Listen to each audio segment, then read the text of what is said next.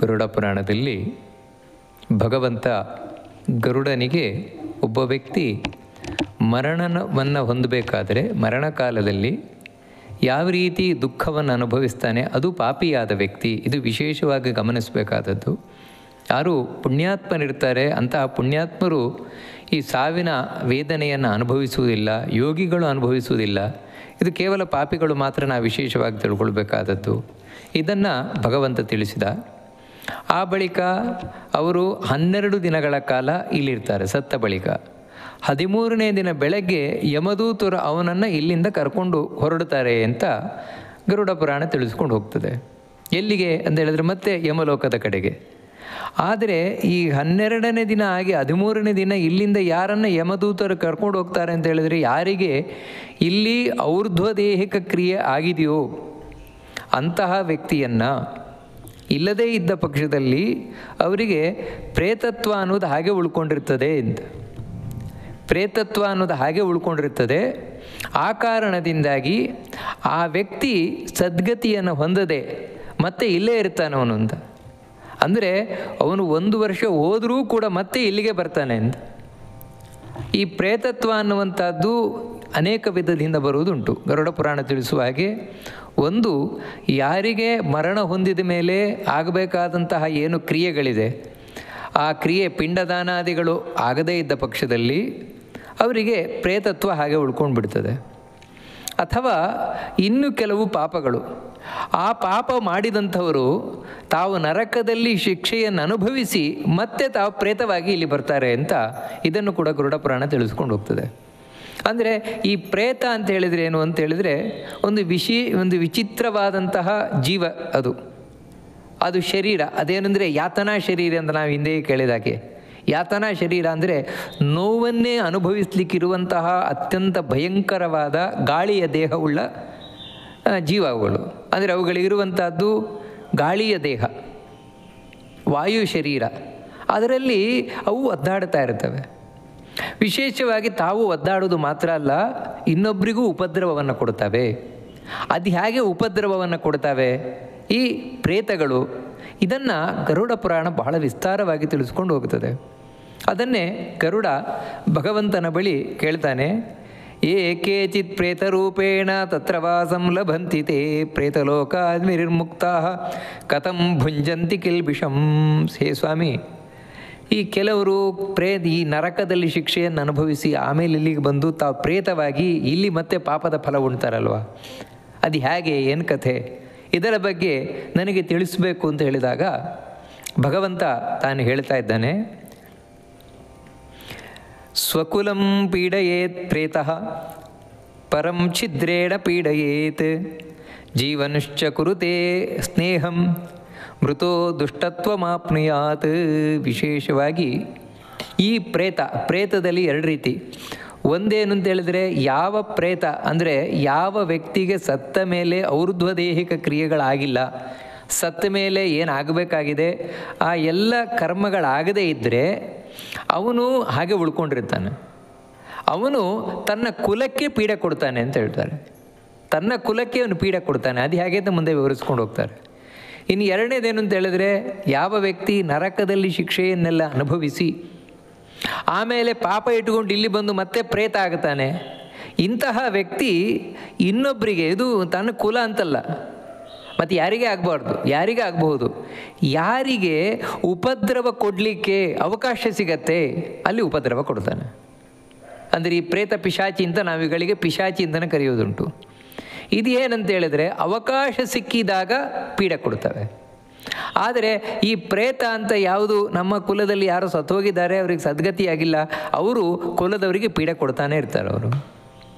ಅದೇ ಭಗವಂತ ಹೇಳ್ತಾನೆ, ನೋಡು ಎಷ್ಟು ವಿಚಿತ್ರ ಗರುಡ.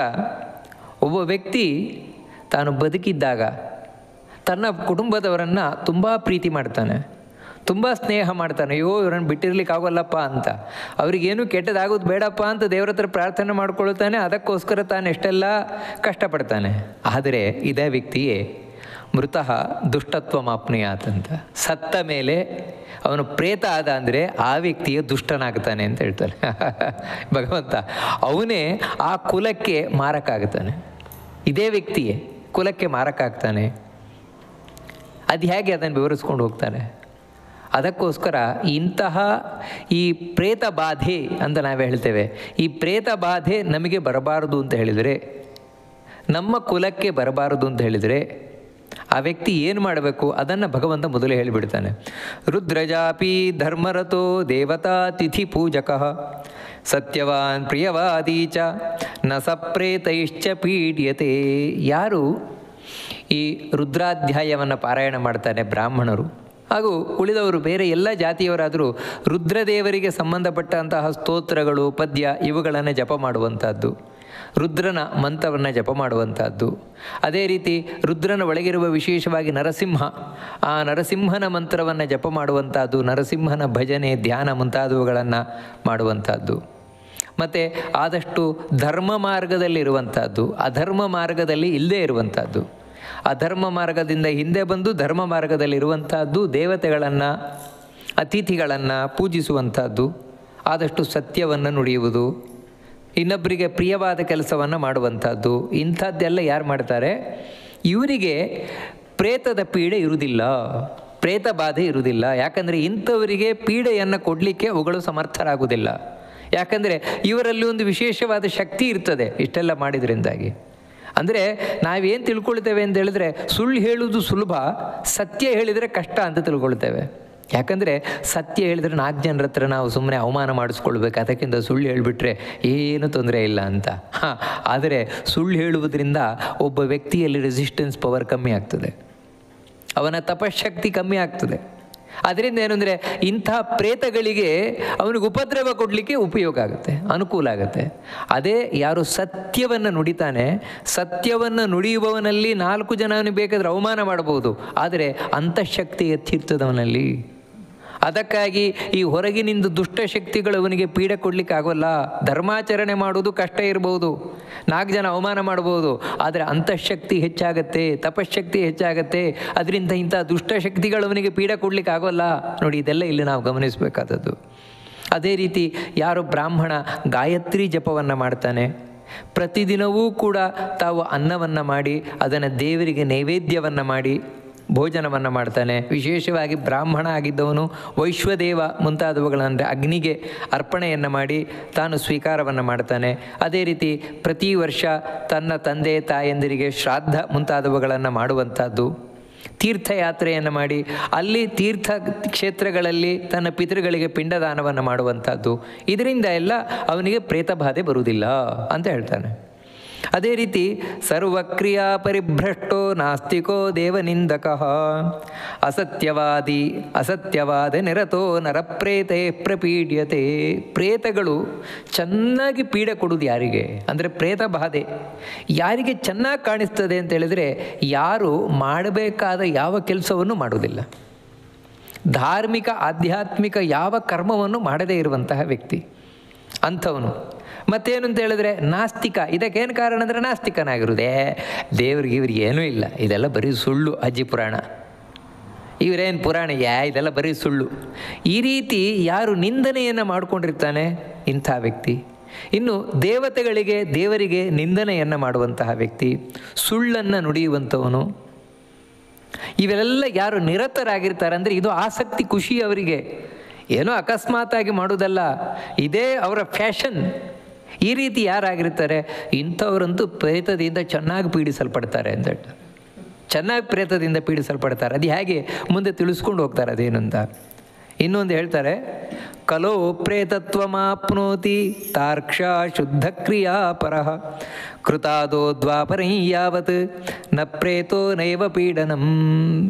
ನೋಡು ಗರುಡ, ಕೃತಯುಗ, ತ್ರೇತಾಯುಗ, ದ್ವಾಪರಯುಗದವರೆಗೆ ಈ ಪ್ರೇತ ಎನ್ನುವ ಶಬ್ದವೇ ಇರೋಲ್ಲ ಅಂತ ಹೇಳ್ತಾನೆ ಭಗವಂತ. ಪ್ರೇತ ಪೀಡೆ ಅಂತಲೇ ಇರೋಲ್ಲ, ಅಲ್ಲಿ ಪ್ರೇತ ಬಾಧೆ ಅಂತಲೇ ಇರೋಲ್ಲ.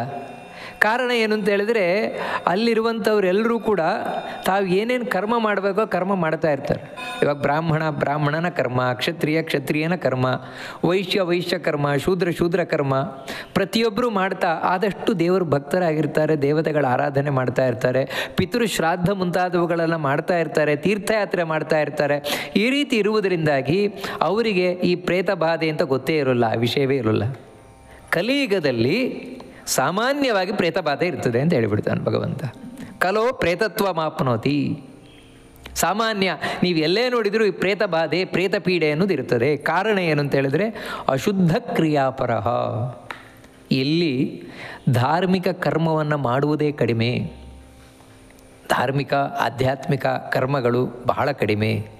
ಮಾಡಿದರೂ ಕೂಡ ಕಲಿಯುಗದಲ್ಲಿ ಶುದ್ಧವಾಗಿ ಮಾಡುವುದಿಲ್ಲ, ಅಶುದ್ಧವಾಗಿ ಮಾಡ್ತಾರೆ, ಮೈಲಿಗೆಯಿಂದ ಮಾಡ್ತಾರೆ. ಮತ್ತಿನ್ನೊಂದೇನು ಅಂತ ಹೇಳಿದ್ರೆ ಯಾವುದೇ ವಸ್ತುವಿನಲ್ಲೂ ಶುದ್ಧ ಇರೋಲ್ಲ. ಇವಾಗ ಒಂದು ಹೋಮ ಮಾಡಿಸ್ತೇವೆ ಅಂತ ಹೋಮ ಮಾಡಿಸ್ತಾರೆ. ಹೋಮ ಮಾಡಿಸಿದರೆ ಆ ಹೋಮಕ್ಕೆ ಬೇಕಾದ ತುಪ್ಪ ಶುದ್ಧವಾಗಿದೆಯಾ? ಪರೀಕ್ಷೆ ಮಾಡೋಲ್ಲ. ಅದಕ್ಕೆ ಬೇಕಾದ ಸಮಿದೆ ಶುದ್ಧವಾಗಿದೆಯಾ? ಪರೀಕ್ಷೆ ಮಾಡೋಲ್ಲ. ಅಲ್ಲಿ ನಾವು ಉಪಯೋಗ ಮಾಡುವ ಕಟ್ಟಿಗೆ ಶುದ್ಧವಾಗಿದೆಯಾ? ಪರೀಕ್ಷೆ ಮಾಡೋಲ್ಲ. ಆ ಜಾಗ ಚೆನ್ನಾಗಿದೆಯಾ? ಇದ್ಯಾವುದು ನಾವು ಪರೀಕ್ಷೆ ಮಾಡಲಿಕ್ಕೆ ಹೋಗೋಲ್ಲ. ಹೀಗೆ ಯಾವತ್ತು ಶುದ್ಧಿ ಅನ್ನೋದು ಯಾವಾಗಿರುತ್ತೆ ಅಂತ ಹೇಳಿದ್ರೆ ಪರೀಕ್ಷೆ ಮಾಡಿದರೆ ಮಾತ್ರ ಶುದ್ಧಿ, ಟೆಸ್ಟ್ ಮಾಡಿದರೆ ಮಾತ್ರ ಶುದ್ಧವಾಗ್ತದೆ. ಇಲ್ಲ ಅಂತ ಹೇಳಿದ್ರೆ ನೀವು ಎಲ್ಲಿ ಪರೀಕ್ಷೆ ಮಾಡಲಿಲ್ಲ ಅಲ್ಲಿ ಅಶುದ್ಧವೇ. ಹೀಗೆ ಕಲಿಯುಗದಲ್ಲಿ ಹೆಚ್ಚು ಅಶುದ್ಧವಾದ ಕರ್ಮವನ್ನೇ ಮಾಡುವುದರಿಂದಾಗಿ ಇಲ್ಲಿ ಮಾಡಿದ ಕರ್ಮಗಳು ಹೆಚ್ಚು ನಮಗೆ ಫಲವನ್ನು ಕೊಡುವುದಿಲ್ಲ.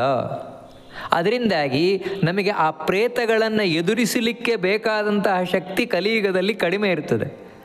ಅದಕ್ಕಾಗಿ ಪ್ರೇತಗಳು ಚೆನ್ನಾಗಿ ಬಾಧೆ ಕೊಡ್ತವೆ ಈ ಕಲಿಯುಗದಲ್ಲಿ ಅಂತ ಭಗವಂತ ಸ್ಪಷ್ಟವಾಗಿ ತಿಳಿಸ್ಕೊಂಡು ಹೋಗ್ತಾನೆ.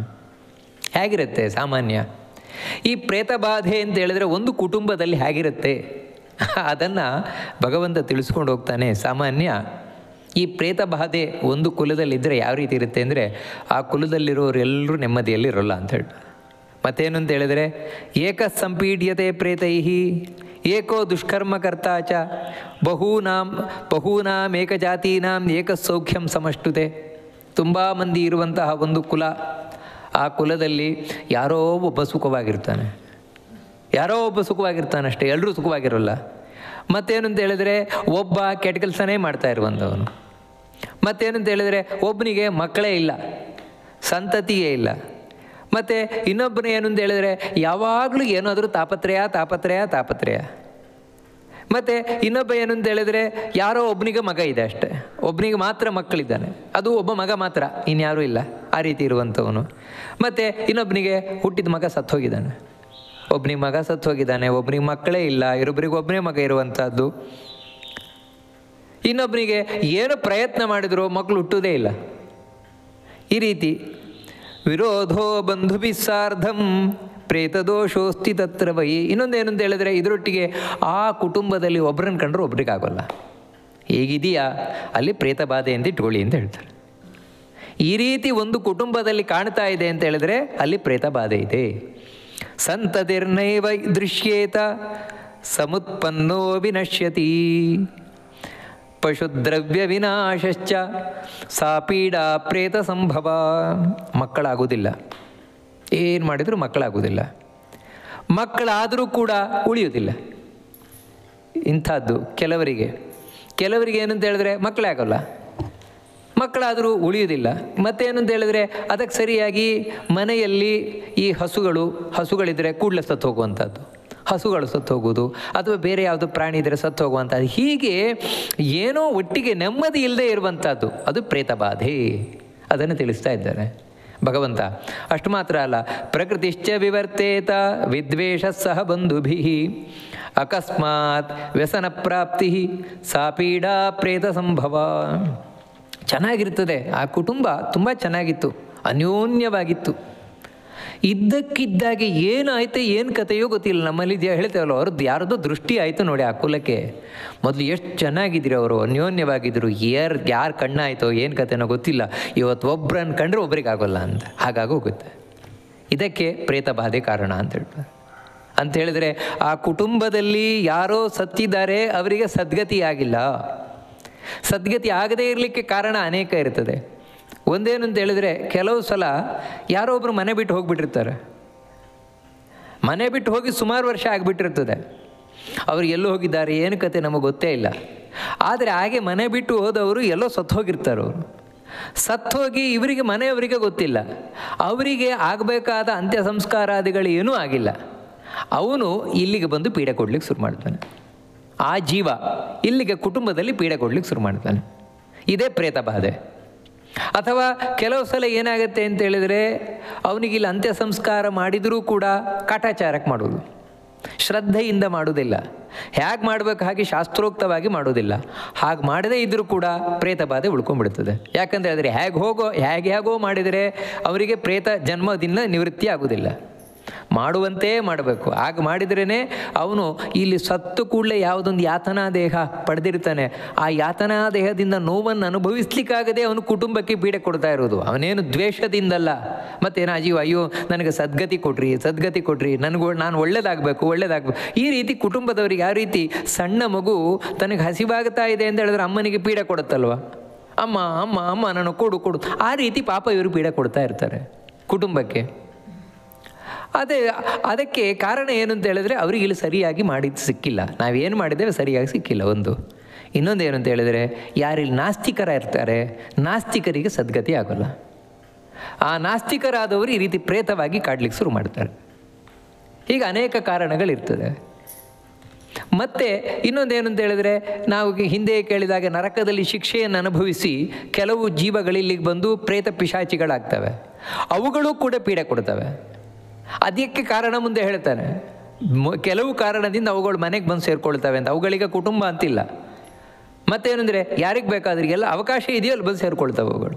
ಎಲ್ಲಿ ಅವಕಾಶ ಇದೆ ಅದೆಲ್ಲ ಮುಂದೆ ತಿಳಿಸ್ಕೊಂಡ್ಬಿಡ್ತಾರೆ. ಆ ರೀತಿ ಇದ್ದಾಗ ಹೀಗೆಲ್ಲ ನಮಗೆ ಕಷ್ಟಗಳು ಗೊತ್ತಾಗುತ್ತೆ. ಆ ಮನೆಯಲ್ಲಿ ಏನು ಮೊದಲು ಒಂದು ಚೆನ್ನಾಗಿ ಒಳ್ಳೆ ಅನ್ಯೋನ್ಯತೆ ಇತ್ತು, ಅನ್ಯೋನ್ಯತೆ ಹೋಯಿತು. ಪ್ರಕೃತಿಶ್ಚ ವಿನಶ್ಯೇತ, ಒಂದು ನಾರ್ಮಲ್ ಕಂಡೀಷನ್ ಹೋಗಿ ಅವರನ್ನು ಕಂಡ್ರೆ ಇವರಿಗಾಗೋಲ್ಲ, ಇವರನ್ನು ಕಂಡ್ರೆ ಅವರಿಗಾಗೋಲ್ಲ, ಎಲ್ಲ ದ್ವೇಷ, ಸಿಕ್ಕಾಪಟ್ಟೆ ದ್ವೇಷ. ಮತ್ತೇನು ಅಂತ ಹೇಳಿದ್ರೆ ಇದ್ದಕ್ಕಿದ್ದ ಹಾಗೆ ಏನೋ ಕಷ್ಟ ಶುರುವಾಗ್ಬಿಡುತ್ತೆ. ಇದ್ದಕ್ಕಿದ್ದ ಹಾಗೆ ಅದು ಏನು ಅಂತ ಗೊತ್ತಾಗಲ್ಲ, ಇದ್ದಕ್ಕಿದ್ದ ಹಾಗೆ ಏನೊಂದು ಪ್ರಾಬ್ಲಮ್. ಆ ರೀತಿ ಆಗ್ತಾ ಇದೆ ಅಂದರೆ ಅಲ್ಲೇನೋ ಪ್ರೇತ ಬಾಧೆ ಇದೆ ಅಂತ ಅರ್ಥ ಅಂತ. ಅದೇ ರೀತಿ ಹೇಳ್ತಾರೆ, ನಾಸ್ತಿಕ್ಯಂ ವ್ರತಲೋಪಶ್ಚ ಮಹಾಲೋಭಸ್ತಥೈವ ಚ ದಂಭಶ್ಚ ಕಲಹೋ ನಿತ್ಯಂ ಸಾ ಪೀಡಾ ಪ್ರೇತ ಸಂಭವ. ಇನ್ನು ನಾಸ್ತಿಕ್ಯ, ಮನೆಯಲ್ಲಿರುವವರಿಗೆ ಯಾರಿಗೂ ದೇವರು ಧರ್ಮ ನಂಬಿಕೆನೇ ಇಲ್ಲ, ಇದೆಲ್ಲ ಏನು ಅಂತ ಆ ರೀತಿ ಹೇಳುವಂಥದ್ದು. ಇನ್ನು ಯಾವುದೇ ವ್ರತ ಮಾಡುವುದೇ ಇಲ್ಲ, ಯಾವ ವ್ರತವೂ ಇಲ್ಲ. ಯಾಕಂದರೆ ನಾಸ್ತಿಕರಿಗೆ ಎಂಥ ವ್ರತ, ಯಾವ ವ್ರತ ಅನುಷ್ಠಾನವೇ ಇಲ್ಲ. ಮತ್ತು ಮಹಾಜಿಪುಣತನ, ಒಂದು ಪೈಸಾ ಧರ್ಮಕ್ಕೆ ದೇವರಿಗೆ ಪಿತೃಗಳಿಗೆ ಖರ್ಚು ಮಾಡಿ ಗೊತ್ತಿಲ್ಲ. ಮತ್ತೇನು ಅಂತ ಹೇಳಿದ್ರೆ ಬರೀ ಎಂಜಾಯ್ ಮಾಡು ಇಂಥ ಬದುಕು. ಮತ್ತು ಬರೀ ಡಂಭಾಚಾರ ಅಂತ ಹೇಳಿದ್ರೆ ಶೋಕಿಯ ಬದುಕು, ಇನ್ನೇನೂ ಇಲ್ಲ. ಈ ರೀತಿ ಇರುವುದರಿಂದಲೇ ಮನೆಯಲ್ಲಿ ಪ್ರತಿನಿತ್ಯ ಜಗಳ, ಏನಾದರೂ ಒಂದು ವಿಷಯಕ್ಕೆ ಜಗಳ ಆಗ್ತಾನೇ ಇರುತ್ತೆ. ಈ ರೀತಿ ಇದೆಯಾ ಪರಿಸ್ಥಿತಿ ಒಂದು ಕುಲದಲ್ಲಿ, ಒಂದು ಫ್ಯಾಮಿಲಿಯಲ್ಲಿ, ಅಲ್ಲಿ ಪ್ರೇತಬಾಧೆ ಇದೆ ಅಂತ ಅರ್ಥ ಅಂತ ಹೇಳ್ತಾನೆ ಭಗವಂತ. ಅದೇ ರೀತಿ ಸುಭಿಕ್ಷೈ ಕೃಷಿನಾಶ ಸ್ಯಾತ್ ವ್ಯವಹಾರೋ ವಿನಶ್ಯತಿ ಲೋಕೆ ಕಲಹಕಾರಿ ಚ ಸಾ ಪೀಡಾ ಪ್ರೇತ ಸಂಭವ ಅಂತ ಹೇಳ್ತಾನೆ. ಇನ್ನೇನಂತ ಹೇಳಿದರೆ ಚೆನ್ನಾಗಿದೆ, ಒಳ್ಳೆ ಮಳೆ ಬಂದಿದೆ, ಎಲ್ಲ ಚೆನ್ನಾಗಿದೆ. ಹಾಗಿದ್ದರೂ ಕೂಡ ಇವನು ಬೆಳೆ ಬೆಳೀತಾ ಇದ್ದಾನಲ್ವ, ಇದ್ದಕ್ಕಿದ್ದ ಹಾಗೆ ಬೆಳೆ ಹಾಳಾಗ್ಬಿಡೋದು, ಏನೋ ಅಂತ ಗೊತ್ತಿಲ್ಲ. ಇದ್ದಕ್ಕಿದ್ದ ಹಾಗೆ ಕೀಟಬಾಧೆ, ಇವನ ಒಂದು ಗದ್ದೆಗೆ ಮಾತ್ರ, ಇವನ ಹೊಲಕ್ಕೆ ಮಾತ್ರ ಕೀಟಬಾಧೆ, ಏನು ಮೇಲೆ ಬರಲ್ಲ, ಎಲ್ಲ ನಾಶ ಆಗೋಗ್ಬಿಡೋದು. ಅಥವಾ ಏನು ಅಂತ ಹೇಳಿದರೆ ಒಂದು ಮರದಲ್ಲಿ ಮೇಲೆ ಒಂದು ಚಿಗುರು ಬರ್ತಾ ಇರ್ತದೆ, ಆ ಚಿಗುರು ಇದ್ದಕ್ಕಿದ್ದಾಗೆ ಸುಟ್ಟು ಹೋದಾಗ ಆಗ್ಬಿಡೋದು. ಈ ರೀತಿಯೆಲ್ಲ ಆಗ್ತಾ ಇದೆ ಅಂತ ಹೇಳಿದರೆ ಅಲ್ಲಿ ಏನೋ ಪ್ರೇತಬಾಧೆ ಇದೆ ಅಂತ ಅರ್ಥ. ಅದೇ ರೀತಿ ಇನ್ನೂ ಹೇಳ್ತಾರೆ, ಏನೋ ನಾನು ವ್ಯಾಪಾರ ಮಾಡ್ತಾ ಇದ್ದೇನೆ, ವ್ಯಾಪಾರ ಮಾಡೋದು ಲಾಸ್ ಆಗಿಬಿಡೋದು, ಇದ್ದಕ್ಕಿದ್ದಾಗೆ ಲಾಸ್ ಆಗಿಬಿಡುವಂಥದ್ದು, ಮೇಲೆ ಹೇಳೋದೇ ಇಲ್ಲ. ಏನು ವ್ಯಾಪಾರ ಮಾಡಿದ್ರೆ ಮೇಲೆ ಹೇಳೋದೇ ಇಲ್ಲ. ಅದಕ್ಕೆ ಕಾರಣ ಏನೋ ಪ್ರೇತಬಾಧೆ ಇದೆ ಅಂತ ಹೇಳ್ತಾನೆ. ಮತ್ತೇನಂತ ಹೇಳಿದ್ರೆ ಲೋಕೆ ಕಲಹಕಾರೀಚ, ಇವನಿಗೇನಂದರೆ ಜಗಳ ಗಂಟ, ಎಲ್ಲೋದ್ರೂ ಜಗಳ ಎಲ್ಲಿವರೆಗೆ ಅಂದರೆ ಅಯ್ಯೋ ಊರಿನವ್ರು ಯಾರನ್ನು ಕಂಡ್ರೂ ಆಗಲ್ಲ ಇವನಿಗೆ. ಆ ರೀತಿ ಎಲ್ಲರೂ ಇಡೀ ಊರನ್ನೇ ನಿಷ್ಠುರ ಮಾಡ್ಕೊಂಡು ಕೂತಿದ್ದಾನೆ. ಅದಕ್ಕೇನು ಕಾರಣ? ಪ್ರೇತಬಾಧೆ ಇತ್ತು ಅಂತ ಹೇಳಿದರೆ ಎಲ್ಲರ ಹತ್ರನೂ ಹೋದಲ್ಲೆಲ್ಲ ಜಗಳವೇ ಮಾಡ್ಕೊಂಬರ್ತಾ ಇರೋದು. ಆ ರೀತಿ ಯಾರನ್ನು ಕಂಡ್ರೂ ಇವನಿಗಾಗೋಲ್ಲ, ಯಾರಿಗೂ ಇವನಲ್ಲಿ ಗೌರವ ಇಲ್ಲ, ಆ ರೀತಿ ಆಗ್ತದೆ ಅಂತ ಹೇಳ್ತಾನೆ. ಇನ್ನು ಯಾವ ರೀತಿ ಇರ್ತದೆ ಅಂತ ಹೇಳಿದರೆ ತೀರ್ಥಂ ಗತ್ವಾ ಪರಾಸಕ್ತಃ ಸ್ವಕೃತ್ಯಂಚ ಪರಿತ್ಯಜೇತ್ ಧರ್ಮಕಾರ್ಯೇನ ಸಂಪತ್ತಿ ಸಾ ಪೀಡಾ ಪ್ರೇತ ಸಂಭವ. ತೀರ್ಥ ಯಾತ್ರೆಗೆ ಎಂದು ಹೋಗ್ತಾನೆ, ತೀರ್ಥಯಾತ್ರೆಗೆ ಅಂತ ಹೋಗಿ ಕಾಶಿ ಗಯಾ ಬದರಿ ಮುಂತಾದವುಗಳಲ್ಲಿ ಹೋದರೂ ಕೂಡ ಅಲ್ಲಿ ಮಾಡುವುದೇನು ಅಂತ ಹೇಳಿದ್ರೆ ಮಾಡಬಾರ್ದು ಕೆಲಸ. ನೋಡಿ ಎಷ್ಟರ ಮಟ್ಟಿಗೆ ಇರ್ತದೆ ಅಂತ ಹೇಳಿದರೆ, ಅಂಥ ಪುಣ್ಯಕ್ಷೇತ್ರಕ್ಕೆ ಹೋಗಿಯೂ ಕೂಡ ಯಾರೋ ಸೂಳೆ ಸಹವಾಸ ಮಾಡ್ತಾನೆ, ಮಾಡಬಾರದನ್ನು ಮಾಡ್ತಾನೆ. ಇದಕ್ಕೇನು ಕಾರಣ? ಅಂತಲ್ಲೂ ಹೋಗಿ ಇಂಥ ಕೆಟ್ಟ ಕೆಲಸ ಮಾಡ್ತಾ ಇದ್ದಾನೆ, ಸುಮ್ಮನೆ ಮಾಡ್ತಾ ಇರೋದಲ್ಲ, ಅದರ ಹಿಂದೆ ಪ್ರೇತ ಬಾಧೆ ಇದೆ ಅಂತ ಹೇಳ್ತಾರೆ. ಅದಕ್ಕಾಗಿ ಈ ರೀತಿ ಮಾಡ್ತಾ ಇದ್ದಾನೋ ಅವನೊಂದು. ಇನ್ನು ತನ್ನ ಏನು ಮಾಡಬೇಕಾಗಿದೆ ಅದನ್ನೆಲ್ಲ ಬಿಟ್ಬಿಡೋದು. ಮಾಡ್ತಾ ಇದ್ದ ಒಂಚೂರು ಜಪ ಪೂಜೆ, ಒಂಚೂರು ದೇವ್ರದ್ದೇನೋ ಸ್ತೋತ್ರ ಗೀತ್ರ ಮಾಡ್ತಾ ಇದ್ದ, ಎಲ್ಲ ಬಿಟ್ಬಿಡೋದು, ಏನೂ ಇಲ್ಲ, ಆ ರೀತಿ ಕೂತ್ಕೊಂಡ್ಬಿಡೋದು. ನನಗೇನು ಮಾಡಲ್ಲ ಅಂತ ಕೂತ್ಕೊಂಡ್ಬಿಡೋದು, ಒಂಥರ ಜಡ ಇದ್ದಾಗೆ. ಮನೇಲಿ ಆ ರೀತಿ ಕೆಲವರು ಕೂತ್ಕೊಳ್ಳೋರು ಇರ್ತಾರೆ, ನನಗೇನು ಮಾಡಲ್ಲ, ಬರೀ ತಿನ್ಕೊಂಡು ಕೂತಿರ್ತೇನೆ ಅಂತ. ಅದಕ್ಕೇನು ಕಾರಣ? ಪ್ರೇತ ಪೀಡೆ, ಪ್ರೇತ ಬಾಧೆಯಿಂದ ಆ ರೀತಿ ಆಗತ್ತೆ ಅಂತ ತಿಳಿಸ್ಕೊಂಡು ಹೋಗ್ತಾನೆ ಭಗವಂತ. ಮತ್ತೇನು ಅಂತ ಹೇಳಿದರೆ, ಹೀನ ಜಾತಿಷು ಸಂಬಂಧ ಹೀನ ಕರ್ಮ ಕರೋತಿ ಚ ಅಧರ್ಮೇ ರಮತೆ ನಿತ್ಯಂ ಸಾ ಪೀಡಾ ಪ್ರೇತ ಸಂಭವ. ಇನ್ನು ತನ್ನ ಜಾತಿಗಿಂತ ಹೀನ ಜಾತಿ ಏನಿದೆ ಆ ಹೀನ ಜಾತಿಯವರೊಟ್ಟಿಗೆ ಸಂಬಂಧ ಬೆಳೆಸೋದು, ವಿವಾಹ ಮುಂತಾದ ಸಂಬಂಧ ಬೆಳೆಸುವಂಥದ್ದು, ಇದು ಕೂಡ ಈ ಪ್ರೇತ ಬಾಧೆಯಿಂದಾಗಿ ಉಂಟಾಗುವಂಥದ್ದು ಅಂತ ಹೇಳ್ತಾನೆ. ಅದೇ ರೀತಿ ಕೆಟ್ಟ ಕರ್ಮ, ಹೀನ ಕರ್ಮ ಅದು ಮಾಡುವಂಥದ್ದು, ಕಳಪೆ ಕರ್ಮವನ್ನು ಮಾಡುವಂಥದ್ದು, ಕಳಪೆ ವ್ಯಕ್ತಿಗಳೊಟ್ಟಿಗೆ ಸಂಬಂಧವನ್ನು ಬೆಳೆಸುವಂಥದ್ದು, ಮತ್ತು ಅಧರ್ಮಾಚರಣೆಯನ್ನು ಮಾಡ್ತಾ ಕೆಟ್ಟ ಕೆಲಸವನ್ನು ಮಾಡ್ತಾ ಖುಷಿ ಪಡುವಂಥದ್ದು, ಇವೆಲ್ಲ ಸುಮ್ಮನೆ ಅಲ್ಲ, ಇದರ ಹಿಂದೆ ಯಾವುದೋ ಪ್ರೇತ ಇದೆ, ಪ್ರೇತ ಬಾಧೆ ಇದೆ ಅಂತ ಹೇಳ್ತಾನೆ. ಇನ್ಯಾವುದು ಅಂತ ಹೇಳಿದರೆ, ವ್ಯಸನೇರ್ದ್ರವ್ಯನಾಶ ಸ್ಯಾತ್ ಉಪಕ್ರಾಂತಂಚ ನಶ್ಯತಿ ಚೌರಾಗ್ನಿರಾಜಭಿರ್ಹಾನಿ ಸಾ ಪೀಡಾ ಪ್ರೇತ ಸಂಭವ. ಚಟಗಳು, ನಾನಾ ವಿಧವಾದ ಚಟಗಳಿಂದ ಇದ್ದದೆಲ್ಲ ಕಳ್ಕೊಳ್ಳೋದು, ಇದು ಪ್ರೇತ ಬಾಧೆಯಿಂದ ಆಗ್ತದೆ. ಮತ್ತೇನು ಅಂತ ಹೇಳಿದರೆ, ಇನ್ನೂ ಅದರಲ್ಲಿ ತೊಡಗೋದು, ಎಲ್ಲ ಕಳ್ಕೊಂಡ್ರು ಬಿಡೋಲ್ಲ, ಮತ್ತೆ ಅದರಲ್ಲಿ ತೊಡಗೋದು, ಈ ರೀತಿ ಸರ್ವಸ್ವ ನಾಶ ಮಾಡಿಕೊಳ್ಳೋದು, ಇದು ಪ್ರೇತ ಬಾಧೆಯಿಂದ ಉಂಟಾಗುವಂಥದ್ದು. ಮತ್ತೇನು ಅಂತ ಹೇಳಿದರೆ, ಇವನಿಗೆ ಯಾರೋ ಕಳ್ಳರು ಬಂದು ಇವನ ಮನೆಯಿಂದ ಕದ್ಕೊಂಡು ಹೋದರು, ಅಥವಾ ಆ ಮನೆಗೆ ಬೆಂಕಿ ಬಿತ್ತು, ಅಥವಾ ರಾಜನಿಂದ ಏನೋ ತೊಂದರೆ ಆಗ್ತಾ ಇದೆ, ಇವೆಲ್ಲ ಪ್ರೇತ ಬಾಧೆಯಿಂದ ಉಂಟಾಗುವಂಥದ್ದು ಅಂತ ಇಲ್ಲಿ ತಿಳಿಸ್ಕೊಂಡು ಹೋಗ್ತಾರೆ. ಪ್ರೇತ ಬಾಧೆಯಿಂದ ಮುಂತಾದವು ಇದವೆಲ್ಲ ಉಂಟಾಗುತ್ತೆ ಅಂತ. ಇಲ್ಲಿ ನಮಗೇನೊಂದು ಸಂಶಯ ಬರುತ್ತೆ ಅಂದರೆ, ಹಾಗಿದ್ರೆ ಧರ್ಮರಾಜನು ಜೂಜಾಡಿದ್ನಲ್ವ ಪ್ರೇತ ಬಾಧೆ ಬಂದ ಮಹಾಭಾರತದಲ್ಲಿ? ಯಾಕಂದರೆ ಈ ಜೂಜಿಗೆ ಸಿಕ್ಕಿ ಈ ರೀತಿ ಎಲ್ಲ ಕಳ್ಕೊಳ್ಳೋದು, ಅವನು ಅಲ್ಲೇ ಪಣ ಇಟ್ಟು ಎಲ್ಲ ಕಳ್ಕೊಂಡಲ್ವ. ಅಂದರೆ ಇತಿಹಾಸದಲ್ಲಿ ಅವನಾಗೆ ಕಳ್ಕೊಂಡವ್ರು ಆಗಿರಲಿಕ್ಕಿಲ್ಲ, ತನ್ನ ತಮ್ಮಂದಿರನ್ನು ಕಡೆಗೆ ಹೆಂಡತಿಯನ್ನೇ ಕಳ್ಕೊಂಡವನು. ಅದರಿಂದ ಅವನಿಗೆ ಬಹಳ ಪ್ರೇತ ಬಾಧೆ ಇತ್ತು ಅಂತ ಹೇಳೋದಾ? ಏನು ಕಥೆ ಅಂತ ಸಾಮಾನ್ಯವಾಗಿ ಪ್ರಶ್ನೆ ಬರಲಿಕ್ಕೆ ಸಾಧ್ಯತೆ ಉಂಟು. ಇಲ್ಲಿ ನಾವು ತಿಳ್ಕೊಳ್ಬೇಕಾದದ್ದು ಏನು ಅಂದರೆ, ಧರ್ಮರಾಜನಿಗೆ ಪ್ರೇತ ಬಾಧೆಯ ಕಾಟವೇ ಇಲ್ಲ. ಯಾಕಂದರೆ ಹಿಂದೆ ವಿಷ್ಣು ಹೇಳಿ ಆಗಿದೆ, ದ್ವಾಪರಯುಗದಲ್ಲೆಲ್ಲ ಪ್ರೇತ ಬಾಧೆ ಇರಲೇ ಇಲ್ಲ ಅಂತ. ಯಾಕಂದರೆ ಯಾರು ಪ್ರೇತವೇ ಆಗ್ತಾ ಇರಲಿಲ್ಲ ಅವಾಗ ಅಂತ. ಮತ್ತೇನು ಅಂತ ಹೇಳಿದರೆ, ಅಲ್ಲಿ ಧರ್ಮರಾಜ ತಾನಾಗಿ ಆ ಚಟಕ್ಕೆ ಬಿದ್ದದ್ದಲ್ಲ. ಮಹಾಭಾರತವೇ ಹೇಳಿದಾಗೆ ಅವನಿಗೆ ಕಲಿ ಆವೇಶ ಆಗಿತ್ತು. ಕಲಿ ಆವೇಶದಿಂದಾಗಿ ಆ ರೀತಿ ಅವನು ವರ್ತಿಸಿದ್ದು. ಅಂದರೆ ತನ್ನ ಬುದ್ಧಿಯ ಮೇಲೆ ಕಂಟ್ರೋಲ್ ಕಳ್ಕೊಂಡು ಆ ರೀತಿ ವರ್ತಿಸಿದ್ದು. ಹೌದು, ಅಲ್ಲಿ ಕಲಿಯ ಬಾಧೆಯಿಂದ ಹಾಗೆ ಮಾಡಿದ. ಕಲಿಯುಗದಲ್ಲಿ ಪ್ರೇತ ಬಾಧೆಯಿಂದ ಈ ರೀತಿ ಮಾಡ್ತಾನಷ್ಟೆ. ಅಂದರೆ ಪ್ರೇತವೂ ಹೀಗೆ ಇವನ ಬುದ್ಧಿಯನ್ನು ಕೆಡಿಸ್ಬಿಡ್ತದೆ. ಅದಕ್ಕೆ ಇಂಥ ಚಟಗಳಿಗೆಲ್ಲ ಒಳಗಾಗ್ತಾನಷ್ಟೆ ಅವನು. ಇನ್ನು ಮಹಾರೋಗೋಪಪತ್ತಿಶ್ಚ ಸ್ವತನೋ ಪೀಡನಂ ತುಯತ್ ಜಾಯಾ ಸಂಪೀಡ್ಯತೆ ಯತ್ರ ಸಾ ಪೀಡಾ ಪ್ರೇತ ಸಂಭವ. ಯಾವುದೋ ದೊಡ್ಡ ರೋಗ ಬರುವಂಥದ್ದು, ದೊಡ್ಡ ರೋಗದಿಂದ ತನಗೆ ಶರೀರಕ್ಕೆ ತುಂಬ ವೇದನೆ, ತುಂಬ ನೋವನ್ನು ಅನುಭವಿಸುವಂಥದ್ದು. ಅಷ್ಟು ಮಾತ್ರ ಅಲ್ಲ, ಮನೆಯಲ್ಲಿ ಹೆಂಡತಿಯದ್ದೇ ಕಾಟ, ಹೆಂಡತಿಯೇ ಇವನಿಗೆ ಸಿಕ್ಕಾಪಟ್ಟೆ ಕಾಟ ಕೊಡ್ತಾ ಇರ್ತಾಳೆ. ಇದು ಪ್ರೇತ ಪೀಡೆ ಅಂತ ಹೇಳ್ತಾನೆ. ಇದು ಒಂದು ರೀತಿ ಪ್ರೇತ ಬಾಧೆಯಿಂದಲೇ ಆಗುವಂಥದ್ದು ಈ ರೀತಿ ಅಂತ ಹೇಳ್ತಾನೆ. ಮತ್ತೇನು ಅಂತ ಹೇಳಿದ್ರೆ, ಶ್ರುತಿ ಸ್ಮೃತಿ ಪುರಾಣೇಶು ಧರ್ಮಕಾರ್ಯೇಷು ಚೈವಹಿ ಅಭಾವೋ ಜಾಯತೇಷಾಂ ಸಾ ಪೀಡಾ ಪ್ರೇತ ಸಂಭವ. ವೇದ, ಶಾಸ್ತ್ರ, ಪುರಾಣ, ಇನ್ನು ಯಾವುದು ಧರ್ಮ ಗ್ರಂಥಗಳಿದೆ ಮುಂತಾವುಗಳನ್ನೆಲ್ಲ ಕೇಳ್ತಾನೆ. ಕೇಳಿದರೆ ಇವನ ಮನಸ್ಸಲ್ಲಿ ಏನು ಬರುತ್ತೆ ಅಂತ ಹೇಳಿದ್ರೆ, ಒಳಗಿನಿಂದ ಇದೆಲ್ಲ ಸುಳ್ಳು, ಇದೆಲ್ಲ ಏನಿಲ್ಲ, ಬರೀ ಸುಮ್ಮನೆ ನಮ್ಮನ್ನು ಹೆದರಿಸ್ಲಿಕ್ಕೆ ಹೇಳ್ತಾರೆ ಅಷ್ಟೇ. ಇಂಥ ಭಾವನೆ ಒಳಗೆ ಬರ್ತಾ ಇದೆಯಾ? ಒಂದು ಚೂರು ಇದ್ರ ಬಗ್ಗೆ ನಂಬಿಕೆನೇ ಬರ್ತಾ ಇಲ್ವಾ? ಖಂಡಿತವಾಗಿ ಇದು ಪ್ರೇತಬಾಧೆ ಅಂತ ಹೇಳ್ತಾರೆ ಭಗವಂತ. ಯಾಕೆಂತ ಹೇಳಿದ್ರೆ ಪ್ರೇತಗಳು ಅದನ್ನು ಒಪ್ಲಿಕ್ಕೆ ಬಿಡೋಲ್ಲ. ಯಾಕೆಂತ ಹೇಳಿದ್ರೆ ನೀವು ಒಪ್ಪಿದ್ರಿ ಅಂತ ಹೇಳಿದ್ರೆ ಅವುಗಳಿಗೆ ಇರ್ಲಿಕ್ಕೆ ಅವಕಾಶ ಇರೋಲ್ಲ. ಅಲ್ಲಿ ಆ ಮನೆಯಲ್ಲಿ ಆ ಮನದಲ್ಲಿ ಅವುಗಳಿಗೆ ಇರ್ಲಿಕ್ಕೆ ಅವಕಾಶ ಇರೋಲ್ಲ. ಅದಕ್ಕೆ ಅವು ಒಪ್ಲಿಕ್ಕೆ ಬಿಡೋಲ್ಲ ಅದನ್ನು. ಇದೆಲ್ಲ ಸುಳ್ಳು ಸುಳ್ಳು ಸುಳ್ಳು ಅಂತಲೇ ಒಳಗಿನಿಂದ ಭಾವನೆ ಮೂಡುವಂತೆ ಮಾಡ್ತಾ ಇರ್ತವೆ ಅವುಗಳು. ಮತ್ತೇನು ಅಂತ ಹೇಳಿದ್ರೆ ದೇವತೀರ್ಥದ್ವಿಜಾತೀನಾಂ ಭಾವಶುದ್ಧ್ಯಾನ ಮನ್ಯತೆ ಪ್ರತ್ಯಕ್ಷಂ ವಾ ಪರೋಕ್ಷಂ ವಾ ದೂಷಯೇತ್ ಪ್ರೇತಭಾವತಃ. ಇನ್ನು ದೇವತೆಗಳನ್ನು, ಗಂಗಾ ಮುಂತಾದ ತೀರ್ಥಗಳನ್ನು, ಬ್ರಾಹ್ಮಣರನ್ನು ಮುಂತಾದವರೇನಿದ್ದಾರೆ ಇವರನ್ನು ಯಾರನ್ನೂ ಪೂಜ್ಯ ಭಾವನೆಯಿಂದ ನೋಡಲ್ಲ. ಯಾರಲ್ಲೂ ಪೂಜ್ಯ ಭಾವನೆ ಇಲ್ಲ, ಒಂದು ಗೌರವ ಭಾವನೆ ಇಲ್ಲ. ಮತ್ತೇನು ಅಂತ ಹೇಳಿದ್ರೆ ಇವರಿಗೆ ಎದುರಿಂದಲೋ ಹಿಂದಿಂದಲೋ ಬೈತಾ ಇರೋದು, ಯಾವಾಗಲೂ ಇವರು ನಿಂದೆ ಮಾಡ್ತಾ ಇರೋದು. ಇದಕ್ಕೇನು ಕಾರಣ ಅಂತ ಹೇಳಿದ್ರೆ ಪ್ರೇತಭಾವತಃ, ಪ್ರೇತಬಾಧೆ. ಅಂದರೆ ಕಾರಣ ಏನು ಅಂತ ಹೇಳಿದರೆ ಪ್ರೇತಗಳು ತಾವು ವಾಸ ಮಾಡಲಿಕ್ಕೆ ಯಾವ ರೀತಿ ಬೇಕೋ ಆ ರೀತಿ ಅಲ್ಲಿ ಒಂದು ವಾತಾವರಣ ಸೃಷ್ಟಿ ಮಾಡ್ತವೆ.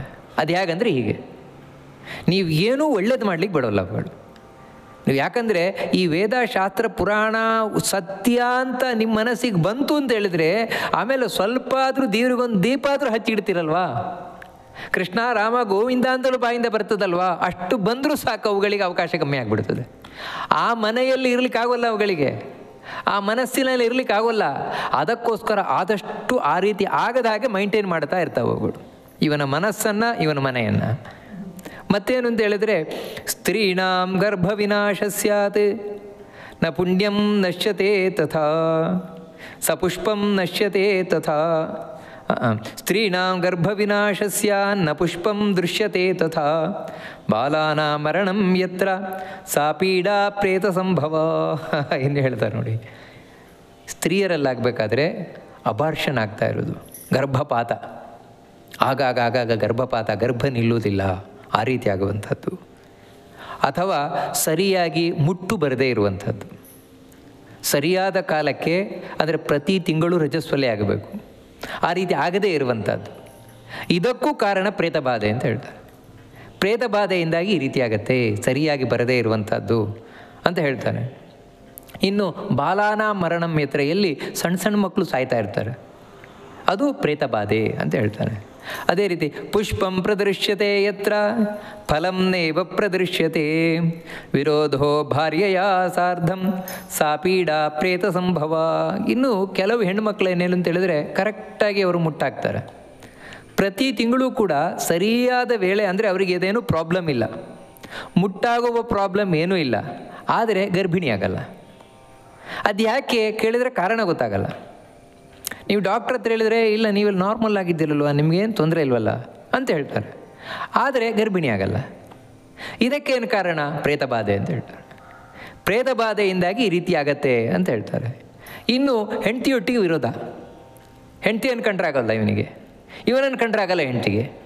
ಈ ರೀತಿ ಇರುವಂಥದ್ದೇನಿದೆ ಅಂತ ಹೇಳಿದರೆ ಇದು ಹೆಚ್ಚು ಇವತ್ತು ನಾವು ನೋಡ್ತೇವಲ್ವ, ಇದು ಡೈವರ್ಸ್, ಅದಕ್ಕೆ ಪ್ರೇತಬಾಧೆಯೇ ಕಾರಣ ಅಂತ ತಿಳಿಸ್ಕೊಂಡು ಹೋಗ್ತಾರೆ. ಪ್ರೇತಬಾಧೆಯಿಂದಾಗಿ ಈ ರೀತಿ ಆಗತ್ತೆ ಅಂತ ತಿಳಿಸ್ಕೊಂಡು ಹೋಗ್ತಾರೆ.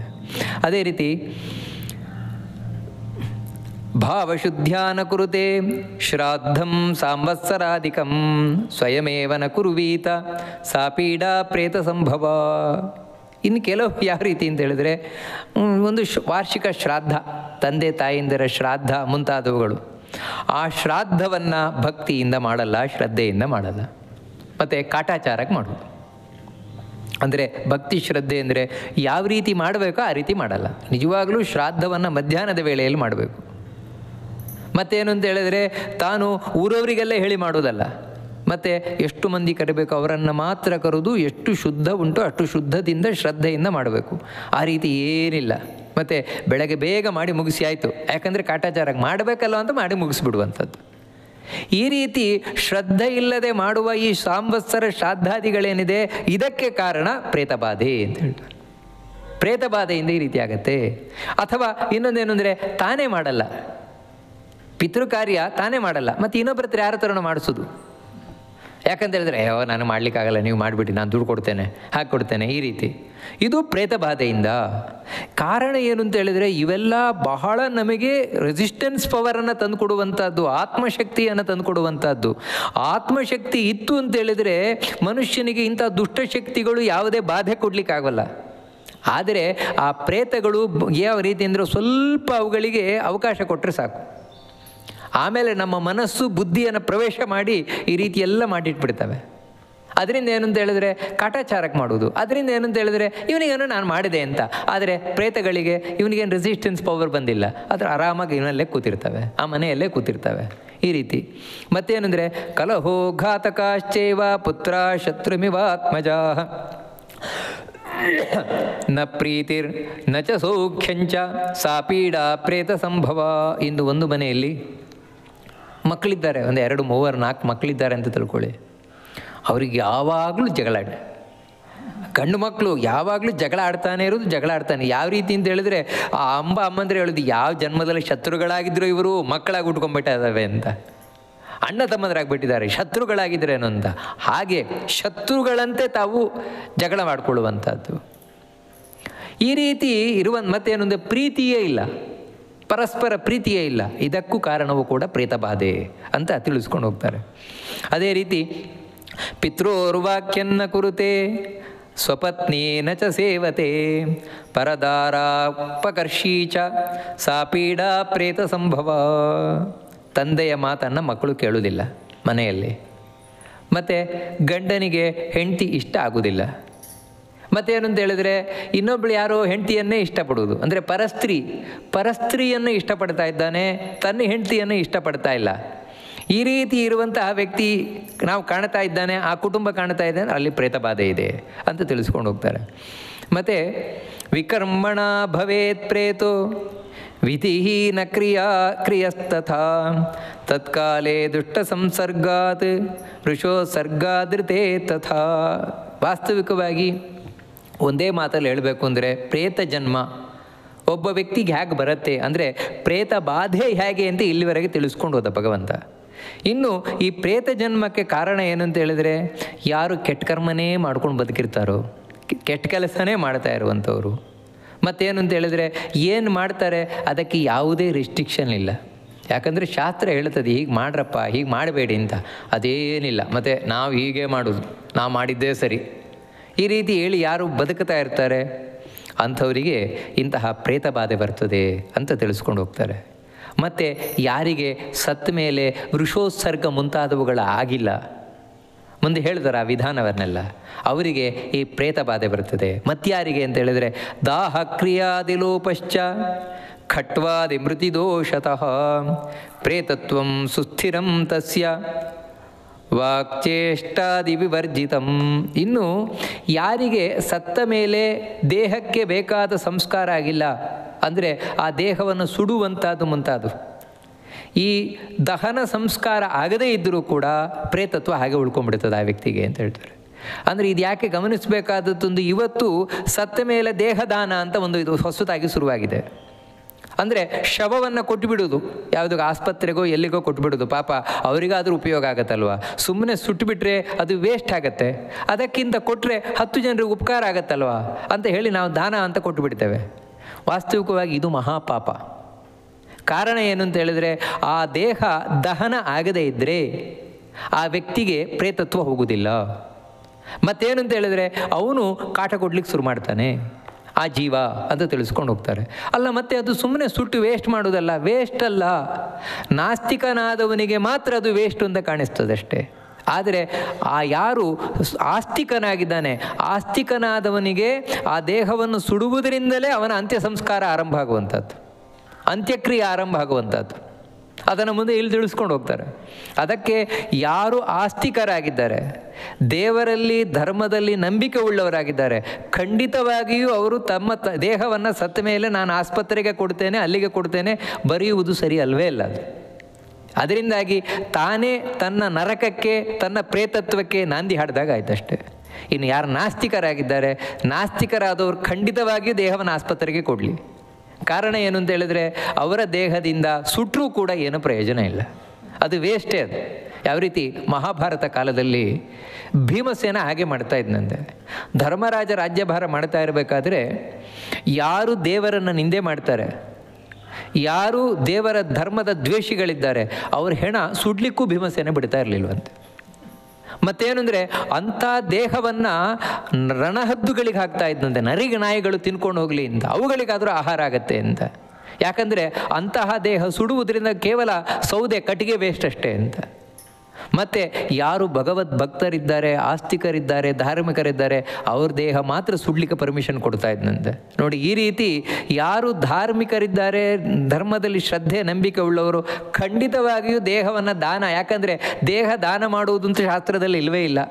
ಈ ನೇತ್ರದಾನ, ದೇಹದಾನ, ಒಂದೊಮ್ಮೆ ನೀವು ದೇಹ ದಾನ ಮಾಡಬೇಕು ಅಂತಿದ್ರೆ ಶಿಬಿಯಾಗಿ ನಾನು ಮಾಡ್ತೇನೆ ಅಂದರೆ ಶಿಬಿ ಬದುಕಿದ್ದಾಗ ದಾನ ಮಾಡಿದ್ದು ಹೊರತು ನಾನು ಸತ್ತೋದ್ಮೇಲೆ ನನ್ನ ದೇಹ ತಗೊಂಡೋಗಿ ಅಂತ ಯಾರಿಗೂ ಬದುಕಿದ್ದಲ್ಲ. ಯಾಕಂದರೆ ಈ ದೇಹವೇ ನಾನು ಬಿಟ್ಟ ಮೇಲೆ ಈ ದೇಹದಲ್ಲಿ ನನಗೇನು ಅಧಿಕಾರ ಇದೆ?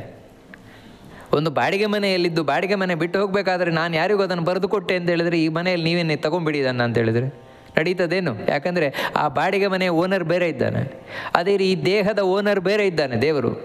ಈ ರೀತಿ ದೇವರು ಈ ದೇಹದ ಓನರ್ ಇರಬೇಕಾದ್ರೆ ಅವನಿಗೆ ನಾವು ಅಗ್ನಿಯ ಮೂಲಕ ಅರ್ಪಣೆಯನ್ನು ಮಾಡುವುದು ಬಿಟ್ಟು ಯಾರಿಗೋ ಬರೆದು ಕೊಡ್ತೇನೆ ಅಂತ ಹೇಳಿದರೆ ವ್ಯರ್ಥ. ಮತ್ತು ಇನ್ನೊಂದು ಏನಂತ ಹೇಳಿದ್ರೆ, ಆ ದೇಹ ಆದರೂ ಎಲ್ಲಿಗೆ ಹೋಗ್ತದೆ ಮುಂದೆ? ಏನಾಗತ್ತೆ? ನಾವೇನು ತಿಳ್ಕೊಳ್ತೇವೆ ಅಂದರೆ 10 ಜನಕ್ಕೆ ಉಪಕಾರ ಆಯ್ತದು ಅಂತ. ಅದು ಏನಾಗತ್ತೆ ಮುಂದೆ ನೋಡಿದವರು ಯಾರಿಗೂ ಗೊತ್ತಿಲ್ಲ.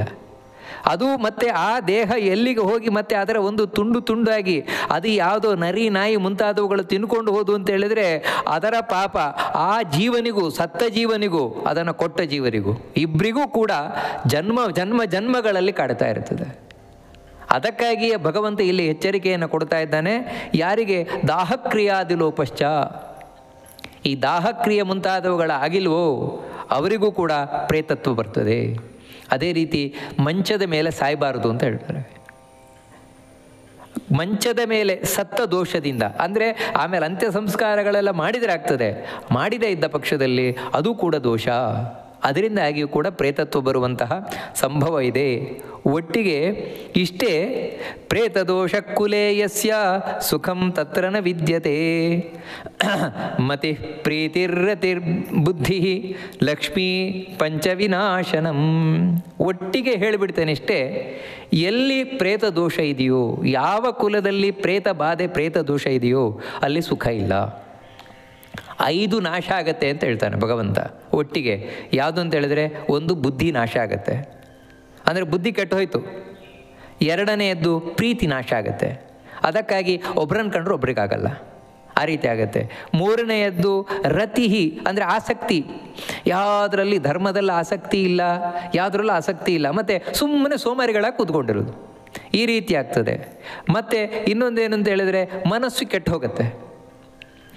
5ನೆಯದ್ದು ಸಂಪತ್ತು ನಾಶ ಆಗುತ್ತೆ, ಮನೆಯಲ್ಲಿ ಲಕ್ಷ್ಮಿಯ ಸನ್ನಿಧಾನ ಹೋಗುತ್ತದೆ, ಅಲಕ್ಷ್ಮಿ ಸನ್ನಿಧಾನ ಬಂದು ಕೂತ್ಕೊಳ್ತದೆ. ಇದು ಪ್ರೇತತ್ವದ ಲಕ್ಷಣ, ಪ್ರೇತ ಬಾಧೆಯ ಲಕ್ಷಣ ಅಂತ ಭಗವಂತ ತಿಳಿಸ್ಕೊಂಡು ಹೋಗ್ತಾನೆ. ಮುಂದೆ ಗರುಡ ಇನ್ನೊಂದು ಪ್ರಶ್ನೆಯನ್ನು ಕೇಳ್ತಾನೆ ಆ ಭಗವಂತನ ಬಳಿ. ಆ ಭಗವಂತ ಮುಕ್ತಿ ಯಾಂತಿ ಕಥಂ ಪ್ರೇತಾಃ ಕಥಯಂ ತದಯಂ ಪ್ರಷ್ಟುಮುತ್ಸುಕಃ ಯನ್ಮುಕ್ತೋ ಚ ಮನುಷ್ಯಾಣಾಂ ನ ಪೀಡಾ ಜಾಯತೆ ತು ಸಾ. ಅಲ್ಲ, ಈ ಪ್ರೇತ ಮುಕ್ತಿ ಹೇಗಾಗತ್ತೆ ಪ್ರೇತಕ್ಕೆ? ಯಾಕಂದರೆ ಈ ಪ್ರೇತಕ್ಕೆ ಮುಕ್ತಿ ಆಯಿತು ಅಂತ ಹೇಳಿದ್ರೆ ಆ ಕುಟುಂಬದವರಿಗಾದರೂ ಸ್ವಲ್ಪ ನೆಮ್ಮದಿ ಆಗತ್ತಲ್ವ, ಅದಕ್ಕೆ ಪ್ರೇತ ಮುಕ್ತಿ ಆಗತ್ತೆ, ಹೇಗಾಗತ್ತೆ? ಮತ್ತು ಏತೈಶ್ಚ ಲಕ್ಷಣೈರ್ದೇವ ಪೀಡಾ ಪ್ರೇತ ಸಮುದ್ಭವ ತೇಷಾಂ ಕದಾ ಭವೇನ್ ಮುಕ್ತಿ. ಮತ್ತು ಈ ಏನು ಲಕ್ಷಣಗಳು ನೀನು ಹೇಳಿದ್ಯಲ್ವ, ಪ್ರೇತ ಬಾಧೆ ಅಂತ, ಇವುಗಳಾದರೂ ಹೇಗೆ ಹೊರಟು ಹೋಗುತ್ತೆ ಅದನ್ನು ತಿಳಿಸ್ಬೇಕು ಅಂತ ಹೇಳಿದಾಗ ಭಗವಂತ ತಿಳಿಸ್ತಾ ಇದ್ದಾನೆ. ಮುಕ್ತಿಂ ಪ್ರಯಾಂತಿ ತೇ ಪ್ರೇತಾ ತದಹಂ ಕಥಯಾಮಿತೆ ಯದ್ಯತ್ ಕುರುವಂತಿ ತೇ ಪ್ರೇತ ಪಿಶಾಚತ್ವೇ ವ್ಯವಸ್ಥಿತಾ. ಆಯಿತು, ಅದನ್ನು ಹೇಳ್ತೇನೆ ನಾನು ಅಂತ ಭಗವಂತ ಹೇಳ್ತಾನೆ. ಆ ಪ್ರೇತಕ್ಕೆ ಮುಕ್ತಿ ಹೇಗಾಗತ್ತೆ ಅದನ್ನು ನಾನು ಹೇಳ್ತೇನೆ. ಮತ್ತು ಅವುಗಳು ಆ ಪ್ರೇತತ್ವದಲ್ಲಿ ಇದ್ದವುಗಳಾಗಿ ಯಾವ ರೀತಿ ಆ ಕುಟುಂಬದವರಿಗೆ ತಾವು ಸೂಚನೆಯನ್ನು ಕೊಡ್ತವೆ ಅದನ್ನು ತಿಳಿಸ್ತೇನೆ ಅಂತ ಹೇಳ್ತಾನೆ. ಅಂದರೆ ಇದೆಲ್ಲ ಕೊಟ್ಟ ಪೀಡೆ, ಪ್ರಾಬ್ಲಮ್ಸ್ಗಳು ಯಾವ ರೀತಿ ಕೊಡ್ತವೆ ಅದನ್ನು ತಿಳಿಸಿದ ಭಗವಂತ.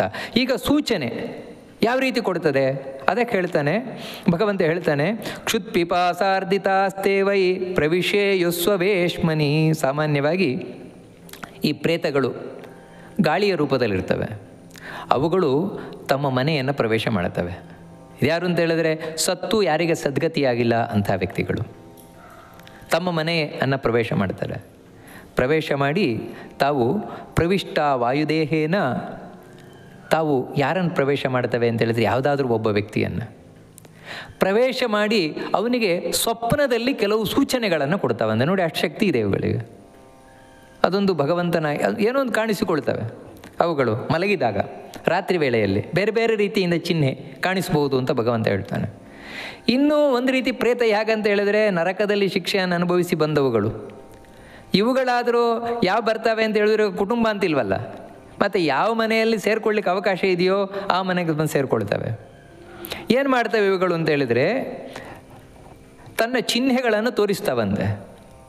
ಯಾವ ರೀತಿ ಅಂತ ಹೇಳಿದ್ರೆ ಸ್ವಪುತ್ರ ಸ್ವಕಳತ್ರಾಣಿ ಸ್ವಬಂಧೂನ್ಸ್ತೆ ಪ್ರಯಾಂತಿ ವೈ ಗಜೋಹಯೋ ವೃಷೋ ಭೂತ್ವ ದೃಶ್ಯಂತೆ ವಿಕೃತಾನನಾ. ಕೆಲವೊಮ್ಮೆ ಇವನೊಳಗೆ ಪ್ರವೇಶ ಮಾಡ್ಬೋದು ಗಾಳಿ ರೂಪದಿಂದ, ಕೆಲವೊಮ್ಮೆ ಮಕ್ಕಳನ್ನು ಪ್ರವೇಶ ಮಾಡ್ಬೋದು, ಹೆಂಡತಿಯನ್ನು ಪ್ರವೇಶ ಮಾಡ್ಬೋದು, ಕೆಲವೊಮ್ಮೆ ಆ ಮನೆಯಲ್ಲಿರುವ ಪಶುಗಳನ್ನು ಪ್ರವೇಶ ಮಾಡಬಹುದು. ಪ್ರವೇಶ ಮಾಡಿದಾಗ ಅವರೆಲ್ಲ ಒಂಚೂರು ವಿಚಿತ್ರವಾಗಿ ವರ್ತಿಸ್ತಾರೆ ಅಂತ ಹೇಳ್ತಾನೆ.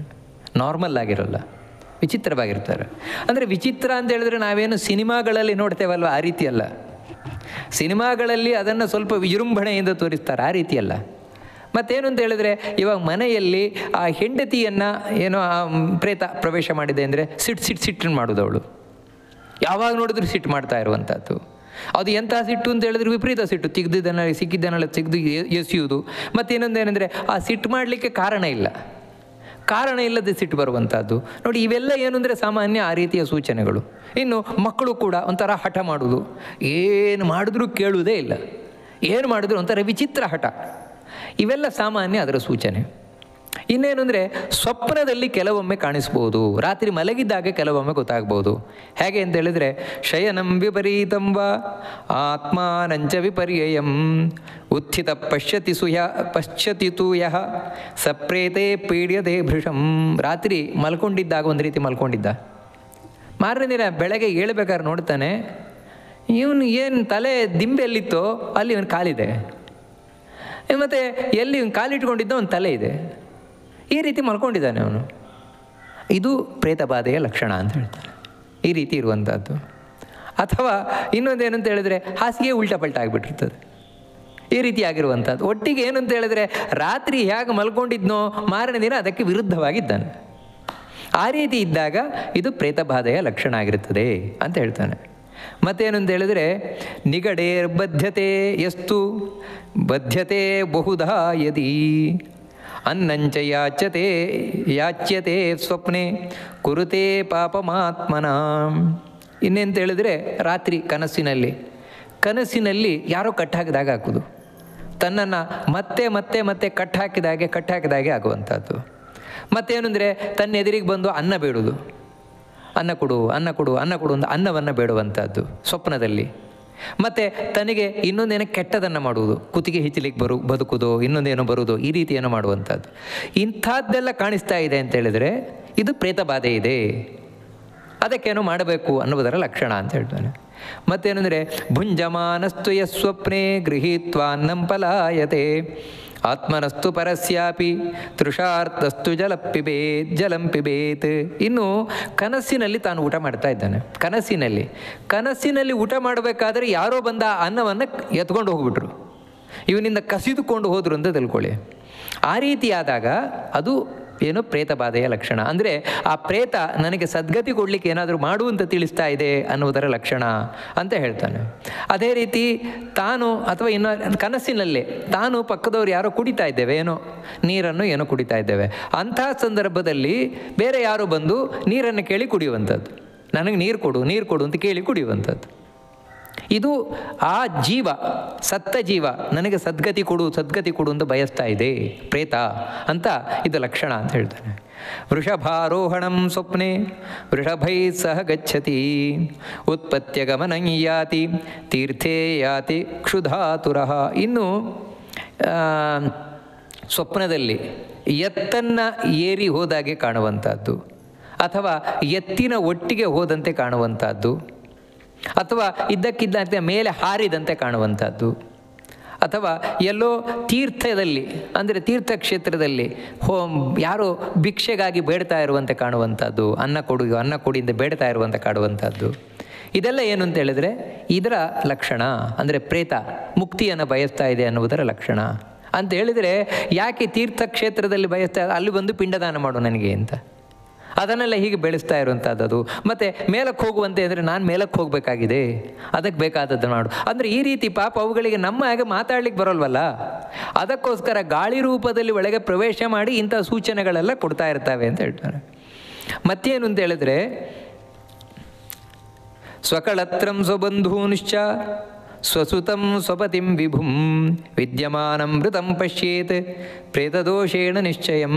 ಇನ್ನು ಕನಸಿನಲ್ಲಿ ತನ್ನ ಮಗ, ಹೆಂಡತಿ, ಬಾಂಧವರು, ಗಂಡ ಮುಂತಾದವರೆಲ್ಲ ಸತ್ತಾಗೆ ಕಾಣುವಂಥದ್ದು. ಬದುಕಿದ್ದಾರೆ, ಅವರು ಹೊರಗೆ ಬದುಕಿದ್ದಾರೆ, ಆದರೆ ಸ್ವಪ್ನದಲ್ಲಿ ಸತ್ತಾಗೆ ಕಾಣುವಂಥದ್ದು. ಇದೆಲ್ಲ ಏನು ಅಂತ ಹೇಳಿದ್ರೆ ಪ್ರೇತ ಬಾಧೆಯ ಲಕ್ಷಣ, ಅಂದರೆ ಪ್ರೇತ ಮುಕ್ತಿಯನ್ನು ಬಯಸ್ತಾ ಇದೆ ಅನ್ನುವುದರ ಲಕ್ಷಣ ಅಂತ. ಮತ್ತು ಇನ್ನೊಂದೇನೆಂದರೆ, ಈ ಸ್ವಪ್ನ ನಾವು ಯಾವಾಗ ಇದೆಲ್ಲ ಸೂಚನೆಯಿಂದ ತಿಳ್ಕೊಳ್ಬೋದು ಅಂತ ಹೇಳಿದರೆ, ಬೆಳಗಿನ ಜಾವದಲ್ಲಿ ಬೀಳುವ ಸ್ವಪ್ನ, ರಾತ್ರಿ ಅಲ್ಲ. ರಾತ್ರಿ ಕೆಲವೊಮ್ಮೆ ಸ್ವಪ್ನ ಬಿದ್ದುಬಿಡ್ತದೆ, ಆಮೇಲೆ ಮತ್ತೆ ಎಚ್ಚರ ಆಗುತ್ತೆ, ಅದಲ್ಲ, ಆ ಲೆಕ್ಕ ಅಲ್ಲ. ಮತ್ತು ಬೆಳಗ್ಗೆ ಅರುಣೋದಯದಲ್ಲಿ ನಮಗೆ ಸ್ವಪ್ನ ಬಿತ್ತು ಅಂತ ಹೇಳಿದರೆ ಆ ಸ್ವಪ್ನದಲ್ಲಿ ಇಂಥ ಸೂಚನೆಗಳು ಸಿಗಲಿಕ್ಕೆ ಸಾಧ್ಯ ಇದೆ ಅಂತ ಹೇಳುವಂಥದ್ದು. ಬೀಳಲೇಬೇಕು ಅಂತಲ್ಲ, ಬಿದ್ದಿತ್ತು ಅಂದರೆ ಸಾಮಾನ್ಯ ಇಂಥ ಲಕ್ಷಣ ಅಂತ ಹೇಳ್ತಾರೆ.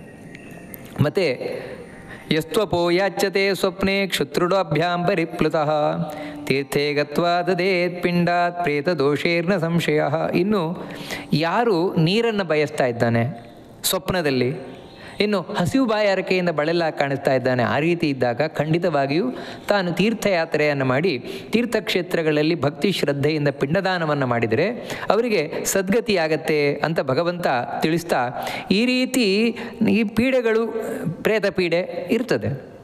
ಆದರೆ ಇದು ಹೇಗೆ ನಾವು ಪರಿಹಾರವನ್ನು ಕಾಣಬೇಕಿದಕ್ಕೆ ಅಂತ ಹೇಳಿದರೆ, ಅದಕ್ಕಾಗಿ ತಾನು ದಾನ ಮಾಡಬೇಕು. ಯಾರು ಮರಣ ಹೊಂದಿದ್ದಾರೆ ಅವರ ಉದ್ದೇಶವಾಗಿ ತಾನು ದಾನಾದಿಗಳನ್ನು ಮಾಡಬೇಕು.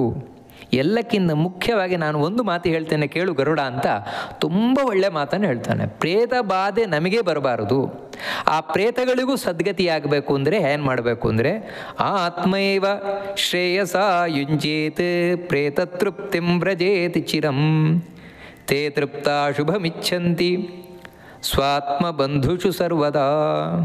ಯಾವತ್ತು ನಿನ್ನ ಶ್ರೇಯಸ್ಸನ್ನು ನೀನು ಇಚ್ಛಿಸು, ನಿನಗೆ ಒಳ್ಳೆಯದಾಗಬೇಕು ಅಂತ ಇಚ್ಛಿಸು. ಅದಕ್ಕಾಗಿ ಧರ್ಮ ಮಾರ್ಗದಲ್ಲಿ ಸಾಗು, ಭಗವಂತನ ಆರಾಧನೆಯನ್ನು ಮಾಡು. ಆಗ ಮಾಡಿದೆ ಅಂತ ಹೇಳಿದರೆ ನಾನು ಉದ್ಧಾರ ಆಗಬೇಕಪ್ಪ. ಯಾಕಂದರೆ ಈ ಮನುಷ್ಯ ಜನ್ಮ ಬಂದದೇ ಎಷ್ಟೋ ಜನ್ಮಗಳ ಪುಣ್ಯದಿಂದ ಅಂತ. ಹೀಗೆ ನನ್ನ ಉದ್ಧಾರಕ್ಕೆ ಬೇಕಾದದ್ದನ್ನು ನಾನು ಯಾವಾಗ ಮಾಡ್ತೇನೆ, ಹಾಗೆ ಮಾಡಿದರೆ ಅದರ ಪುಣ್ಯವು ಅವುಗಳಿಗೆ ಸಿಗ್ತಾವಂತೆ. ಅದರಿಂದಾಗಿ ಆ ಪ್ರೇತಗಳು ತೃಪ್ತಿಯಾಗಿ ತಾವು ಶುಭಗತಿಯನ್ನು ಹೊಂದುತ್ತವೆ ಅಂತ ಭಗವಂತ ಸ್ಪಷ್ಟವಾಗಿ ತಿಳಿದುಕೊಂಡು ಹೋಗ್ತಾನೆ. ಅನ್ಯೇ ಪಾಪ ದುರಾತ್ಮಾನಃ ಕ್ಲೇಶಯಂತಿ ಸ್ವವಂಶಜಾನ್ ನಿವಾರಯಂತಿ ತೃಪ್ತಾಸ್ತೆ ಜಾಯಮಾನಾನುಪದ್ರವಾನ್. ಏನು ಆಶ್ಚರ್ಯ ಅಂತ ಹೇಳಿದರೆ, ಎಲ್ಲಿಯವರೆಗೆ ನಾವು ಧರ್ಮಾಚರಣೆಯನ್ನು ಮಾಡುವುದಿಲ್ಲ, ದೇವರಾಚರಣೆಯನ್ನು ಮಾಡುವುದಿಲ್ಲ, ಈ ರೀತಿ ಸಚ್ಛಾಸ್ತ್ರವನ್ನು, ಸತ್ಸಂಗತಿ, ಒಳ್ಳೆಯವರ ಸಹವಾಸ, ಒಳ್ಳೆಯ ವಿಷಯವನ್ನು ಕೇಳುವುದಿಲ್ಲ, ಒಳ್ಳೆಯದನ್ನು ಆಡುವುದಿಲ್ಲ, ಮನೆಯಲ್ಲಿ ಒಳ್ಳೆಯದನ್ನು ಮಾಡುವುದಿಲ್ಲ, ಅಲ್ಲಿವರೆಗೆ ಪ್ರೇತ ಬಾಧೆ ಇದ್ದೇ ಇರ್ತದೆ.